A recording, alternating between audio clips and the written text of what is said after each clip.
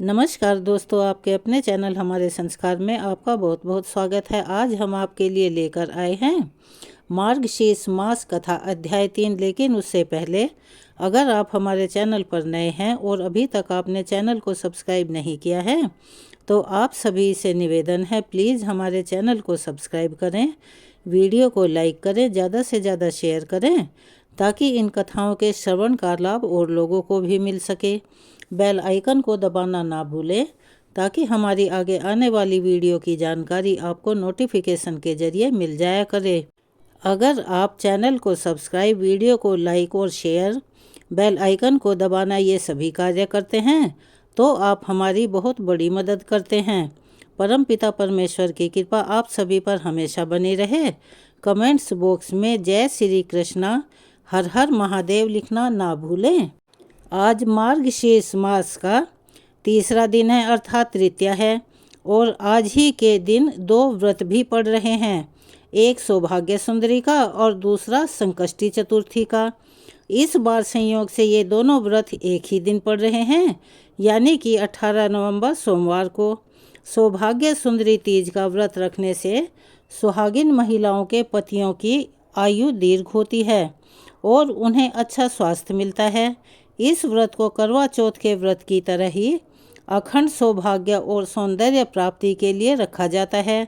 वहीं इस दिन माता पार्वती और भगवान शिव की पूजा का विधान है और चतुर्थी का व्रत जो महिलाएं निसंतान हैं वो संतान प्राप्ति की कामना से या फिर अपने संतान की दीर्घायु के लिए और उनके अच्छे स्वास्थ्य की कामना से रखती हैं और इसके अलावा भी सभी प्रकार की मनोकामनाओं की पूर्ति के लिए चतुर्थी का व्रत रखा जाता है।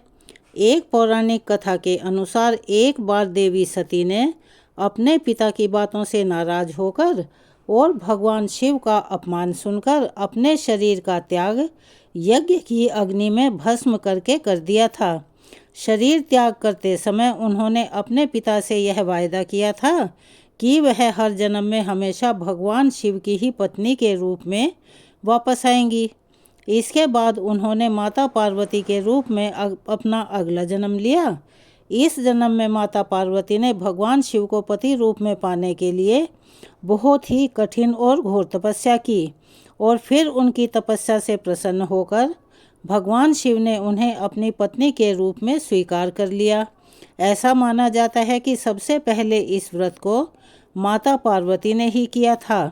तभी से सौभाग्य सुंदरी तीज का व्रत रखने की परंपरा चली आ रही है। संकष्टी चतुर्थी के दिन भगवान गणेश जी की कथा सुनने का महात्म्य माना जाता है, जिसको कि हम अभी सुनाने जा रहे हैं। एक गरीब बुढ़िया माई रोज मिट्टी के गणेश जी की पूजा किया करती थी।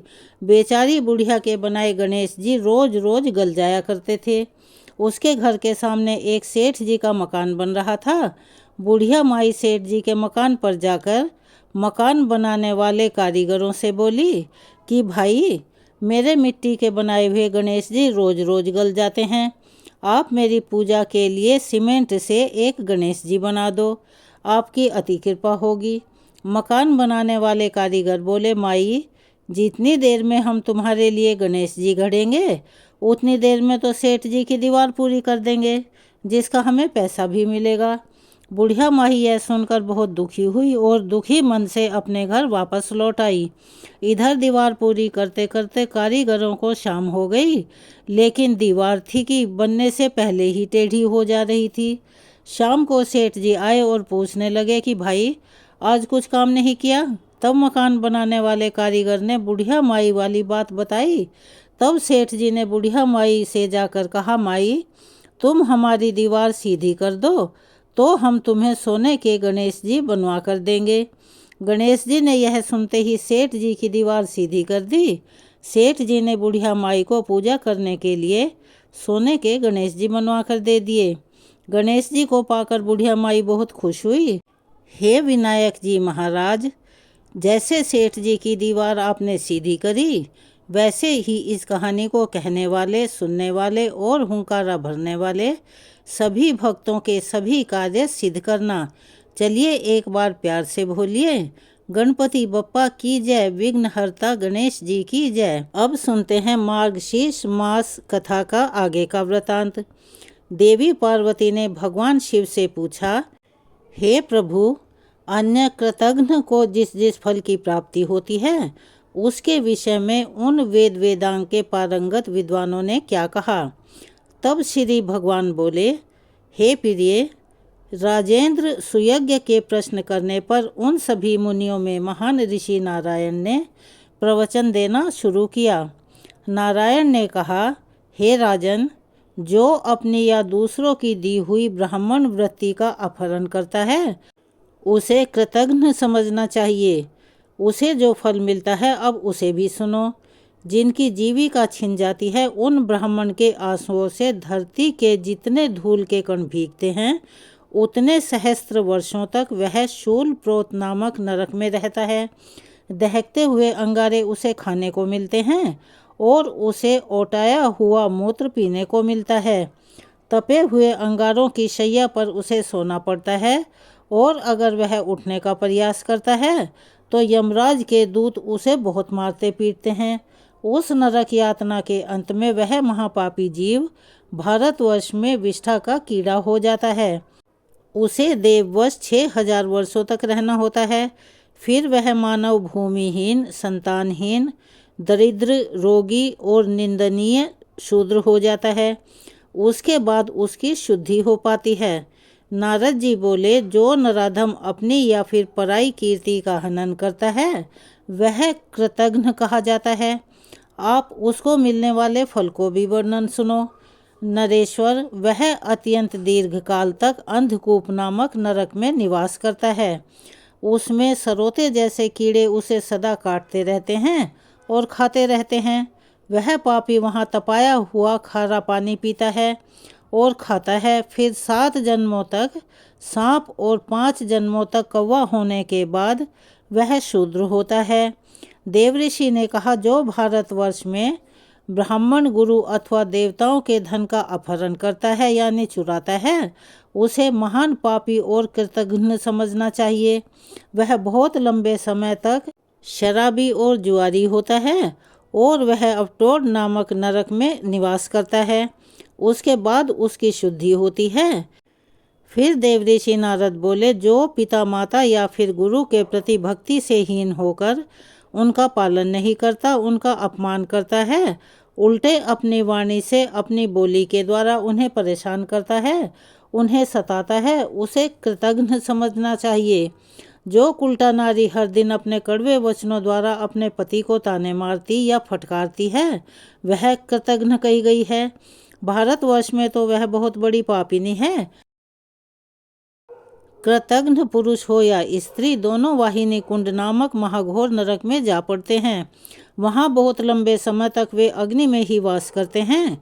फिर 7 जन्मों तक जलों का अर्थात जोंक बनकर वह शुद्ध हो पाते हैं। वाल्मीकि ने कहा, हे राजन, जिस प्रकार सभी तरुओं में सर्वत्र वृक्षत्व है, कहीं भी वृक्षत्व का त्याग नहीं है, उसी प्रकार सभी पापों में कृतघ्नता सबसे बड़ा पाप माना गया है। जो काम, क्रोध और भय के वश में होकर झूठी गवाही देता है और सभा में न्यायपूर्ण बात ना करके पक्षपातपूर्ण बात करता है, वह सबसे बड़ा कृतघ्न माना गया है। राजन, जो पुण्य मात्र का हनन करता है वह भी कृतघ्न होता है। हे राजन, जो भारतवर्ष में झूठी गवाही देता है या पक्षपातपूर्ण बात करता है वह निश्चय ही बहुत लंबे समय तक सर्प कुंड में वास करता है। सदा उसके शरीर में सांप लिपटे रहते हैं और वह डर के मारे कांपता रहता है और सांप उसे खाते रहते हैं और ऊपर से यमदूतों की मार पड़ने से वह सांप का मलमूत्र खाने को विवश हो जाता है। फिर भारत में 7 जन्मों तक वह अपनी 7 पीढ़ियों के पूर्वजों सहित गिरगिट और मेंढक की योनि में जाता है। उसके बाद विशाल वन में सेमल का वृक्ष बनता है। उसके बाद फिर वह गूंगा मनुष्य और शूद्र होकर तब उसकी शुद्धि हो पाती है। आस्तिक मुनि बोले, गुरु पत्नी गमन करने पर मानव मातृगामी समझा जाता है। यानी मातृगमन के समान अपराधी होता है। मातृगमन करने पर मनुष्य के लिए कहीं भी कोई प्रायश्चित नहीं मिलता। हे राजन, भारतवर्ष में मातृगामी पुरुषों को जो दोष प्राप्त होता है वह शूद्रों को ब्राह्मणी के साथ समागम करने पर लगता है। अगर ब्राह्मणी शूद्र के साथ संबंध बनाए तो उसे भी उतना ही दोष लगता है। कन्या, पुत्रवधू, सास, गर्भवती भौजाई और भगिनी के साथ यानी बहन के साथ समागम करने पर भी वैसा ही दोष लगता है। हे राजन, अब ब्रह्मा जी के बताए अनुसार दोष का निरूपण भी करूँगा, ध्यानपूर्वक सुनो।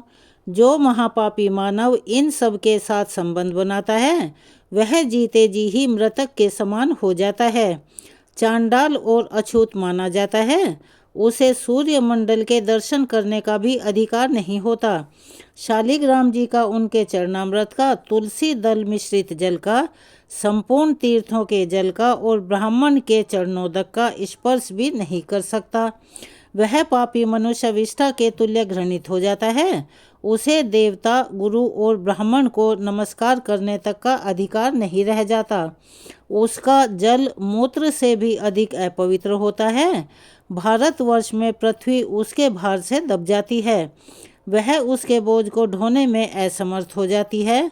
बेटी बेचने वाले पापी की तरह गुरु पत्नी गामी के पाप से भी सारा देश पापी हो जाता है। उसके स्पर्श मात्र से, उसके साथ बात करने से, सोने से, एक स्थान में रहने और साथ साथ भोजन करने से दूसरे मनुष्यों को भी उतना ही पाप लगता है। और वह कुंभी पाक में निवास करता है। वहाँ उसे दिन रात अविराम गति से चक्र की तरह घूमना पड़ता है। वह आग की लपटों से जलता हुआ उस नरक में यमदूतों के द्वारा पीटा जाता है। इस प्रकार वह महापापी हर दिन नरक की यातना भोगता है। घोर प्राकृतिक महाप्रलय बीतने पर जब पुनः सृष्टि का आरंभ होता है तो वह फिर वैसा ही हो जाता है। नरक यातना के बाद हजारों वर्षों तक उसे विष्ठा का कीड़ा होना पड़ता है। इसके बाद वह पत्नीहीन, नपुंसक अर्थात नामर्द और चांडाल हो जाता है। फिर 7 जन्मों तक गलित कोढ़ से युक्त शूद्र और नपुंसक बनना पड़ता है। इसके बाद वह अंधा, कोढ़ी और नपुंसक ब्राह्मण होता है। फिर 7 जन्म धारण करने के पश्चात उस महापापी की शुद्धि हो पाती है। फिर मुनि बोले, इस प्रकार हमने शास्त्र के अनुसार सब बातें बताई। हे राजन, तुम इन विप्रवर को प्रणाम करो जिन्होंने तुम्हें श्राप दिया है और निश्चय ही इन्हें अपने घर को लौटाकर वापस ले चलो। वहाँ यत्न पूर्वक ब्राह्मण देवता का पूजन करके इनका आशीर्वाद प्राप्त करो। हे महाराज, इसके बाद शीघ्र ही वन को जाओ और तपस्या करो। ब्राह्मण के श्राप से मुक्ति मिलने पर फिर यहाँ वापस आ जाओगे। पार्वती जी ऐसा कहकर सभी मुनि, देवता, राजा और बंधु वर्ग तुरंत ही अपने अपने स्थान को चले गए। देवी पार्वती ने पूछा, हे प्रभु, मुनि समूह के चले जाने पर मनुष्यों के कर्म फल का वर्णन सुनने के बाद ब्रह्म शाप से विवल हुए राजा सुयज्ञ ने फिर क्या किया? अतिथि ब्राह्मण ने भी क्या किया जिन्होंने राजा को श्राप दिया था? क्या वे लौटकर राजा के घर में गए या नहीं, यह बताने की भी कृपा कीजिए। तब महादेव जी कहने लगे, प्रिय, मुनि समूहों के चले जाने पर वे शापग्रस्त नरेश धर्मात्मा पुरोहित वशिष्ठ जी की आज्ञा से भूतल पर ब्राह्मण के दोनों चरणों में दंड की भांति गिर पड़े।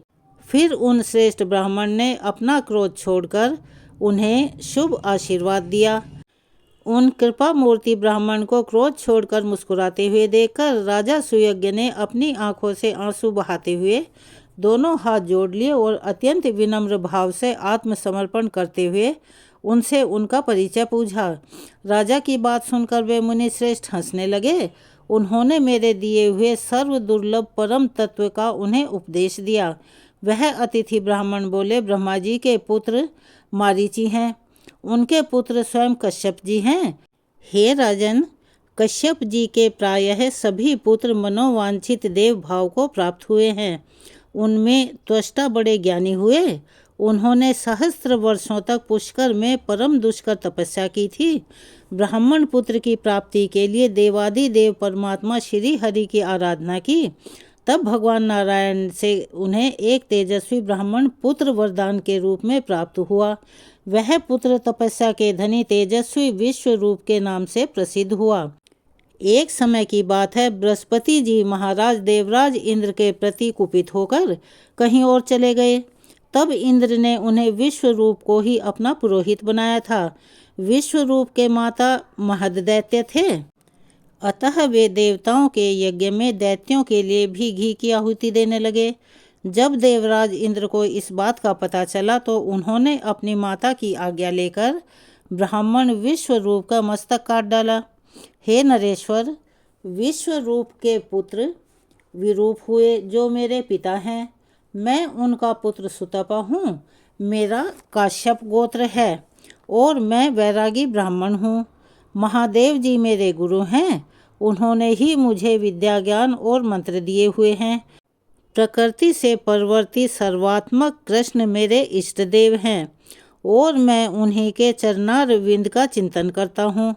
और सुनो राजन, मुझे संपत्ति के लिए कोई भी इच्छा नहीं है।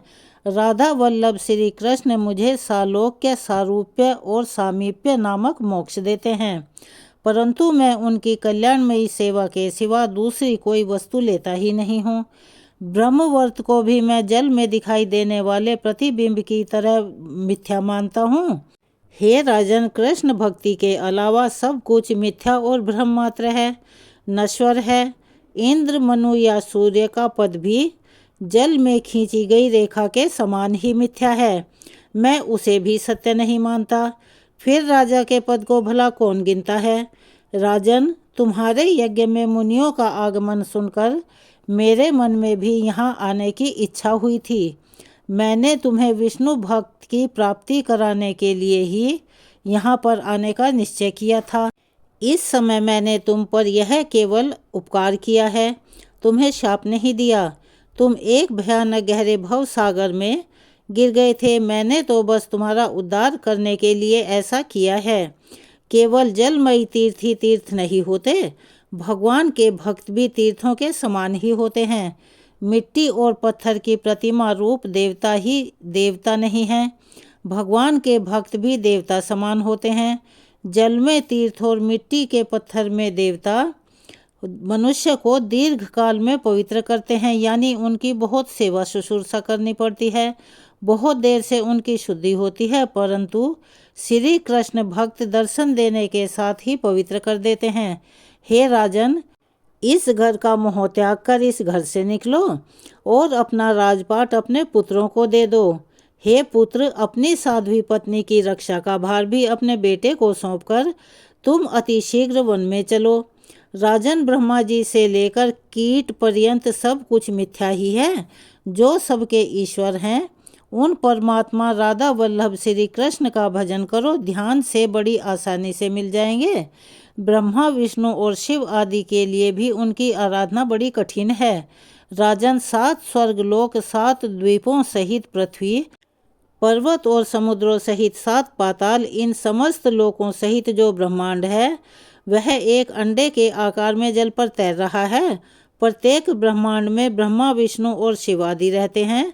देवता, मनुष्य, नाग, गंधर्व और राक्षस आदि निवास करते हैं। हे राजन, पाताल से लेकर ब्रह्मलोक तक जो अंड है यही ब्रह्मा जी का कृत्रिम ब्रह्मांड है। जल में और शेष नाग की सैया पर शयन करने वाले विराट विष्णु जी के नाभि कमल पर उसी तरह विराजमान है जैसे कमल की कर्णिका में बीज रहा करता है। इस प्रकार सुविस्तृत जल सैया पर शयन करने वाले वे प्राकृत महायोगी विराट विष्णु भी प्रकृति से परवर्ती ईश्वर सर्वात्मक का ही ध्यान करते हैं।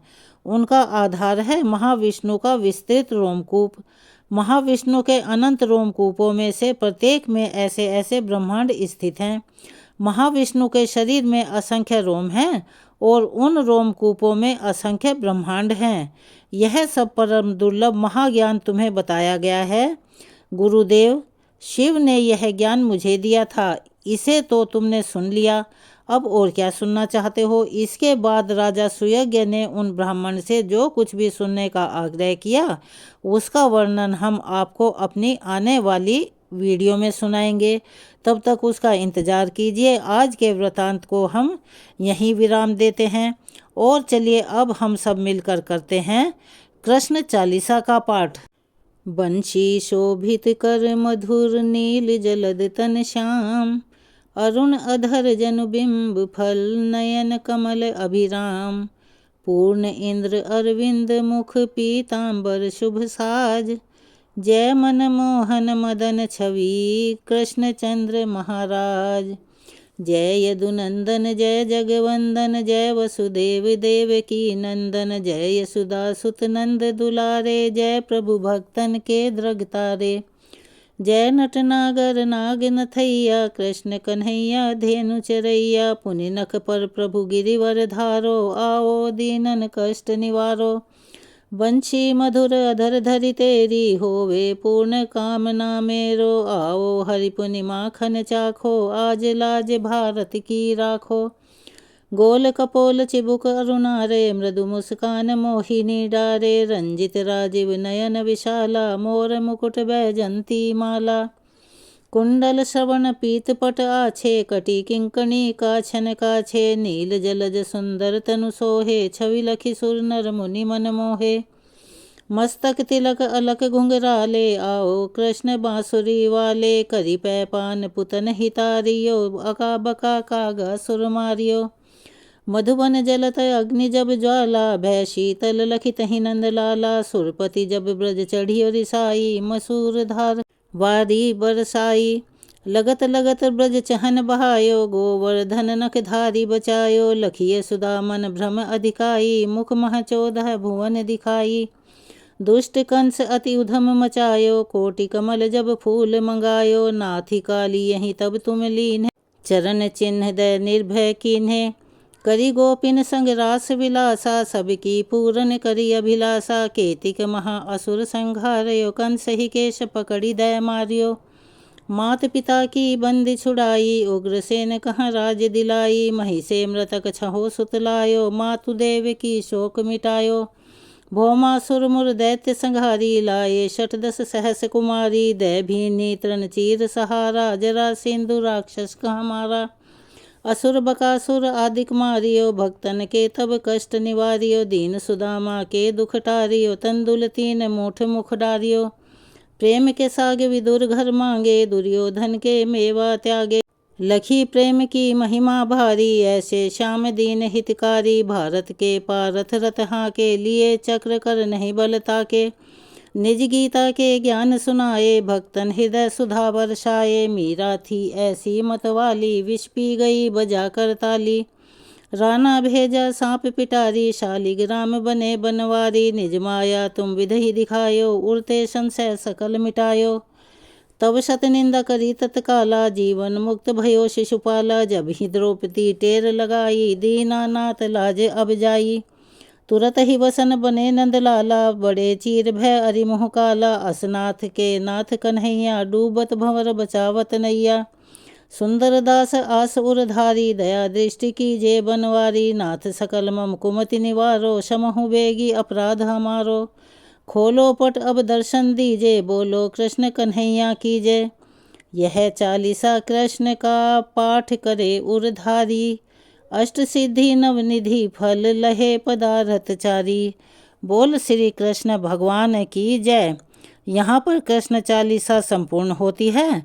अगर आप हमारे चैनल पर नए हैं और अभी तक आपने चैनल को सब्सक्राइब नहीं किया है, तो आप सभी से निवेदन है, प्लीज़ हमारे चैनल को सब्सक्राइब करें, वीडियो को लाइक करें, ज़्यादा से ज़्यादा शेयर करें, जिससे कि इन कथाओं के श्रवण का लाभ और लोगों को भी मिल सके। बेल आइकन को दबाना ना भूलें, ताकि हमारी आगे आने वाली वीडियो की जानकारी आपको नोटिफिकेशन के जरिए मिल जाया करे। अपना सहयोग और प्यार हमें ऐसे ही देते रहें।